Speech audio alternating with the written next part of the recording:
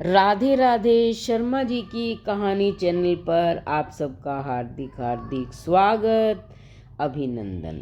भगवान श्री राम को 14 वर्ष का वनवास हुआ तो उनकी पत्नी माँ सीता ने भी सहर्ष वनवास स्वीकार कर लिया। परंतु बचपन से ही बड़े भाई की सेवा में रहने वाले लक्ष्मण जी कैसे राम जी से दूर हो जाते।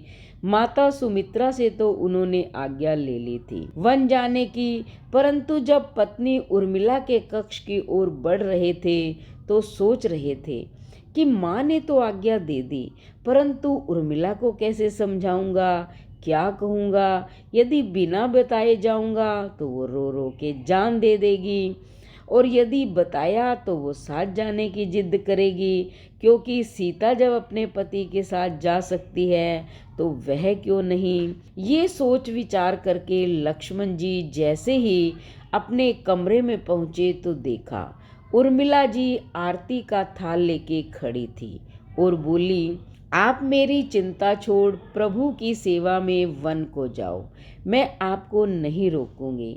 मेरे कारण आपकी सेवा में कोई बाधा न आए, इसलिए आपके साथ जाने की जिद भी नहीं करूंगी। लक्ष्मण जी को कहने में संकोच हो रहा था, परंतु उनके कुछ कहने से पहले ही उर्मिला जी ने उनके संकोच को दूर कर दिया। वास्तव में यही पत्नी का धर्म है।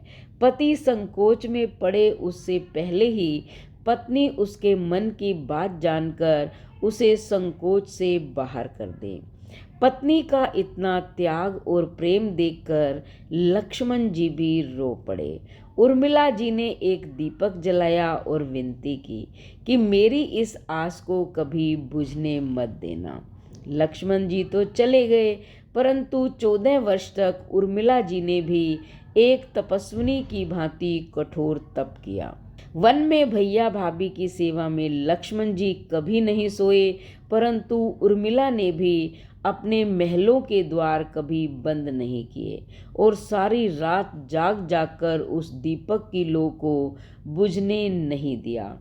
मेघनाथ से युद्ध करते हुए जब लक्ष्मण जी को शक्ति लग जाती है और हनुमान जी उनके लिए संजीवनी का पहाड़ लेके लौट रहे हैं, तो बीच में अयोध्या में भरत ने उन्हें राक्षस समझकर वान मारा और हनुमान जी गिर जाते हैं।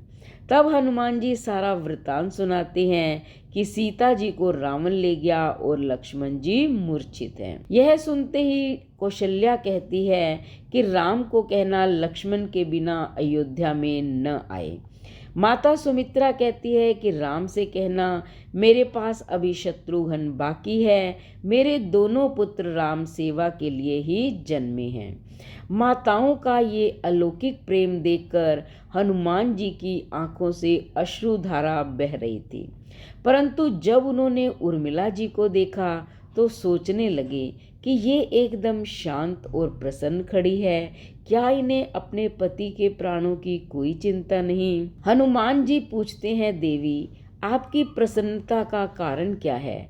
आपके पति के प्राण संकट में हैं, सूर्य उदय होते ही सूर्य कुल का दीपक बुझ जाएगा। उर्मिला जी का उत्तर सुनकर तीनों लोकों का कोई भी प्राणी उनकी वंदना किए बिना नहीं रह पाएगा। वे बोली, मेरा दीपक संकट में नहीं है, वो बुझ ही नहीं सकता। रही सूर्योदय की बात, आप चाहें तो कुछ दिन अयोध्या में विश्राम कर लीजिए, क्योंकि आपके वहां पहुंचे बिना सूर्य उदय नहीं हो सकता। आपने कहा कि प्रभु श्री राम मेरे पति को अपनी गोद में लेकर बैठे हैं। जो योगेश्वर राम की गोद में लेटा हो, काल उसे छू भी नहीं सकता। ये तो वे दोनों भाई लीला कर रहे हैं।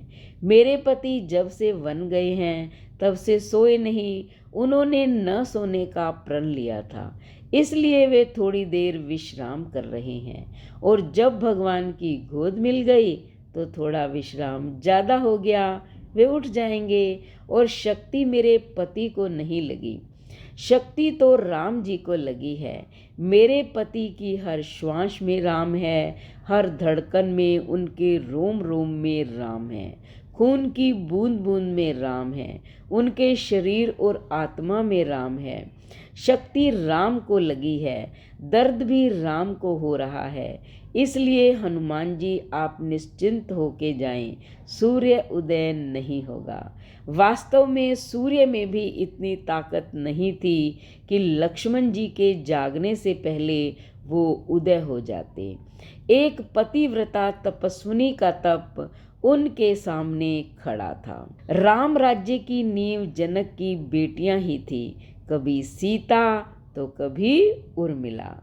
भगवान राम ने तो केवल राम राज्य का कलश स्थापित किया, परंतु वास्तव में राम राज्य इन सब के प्रेम, त्याग, समर्पण और बलिदान से ही आया था।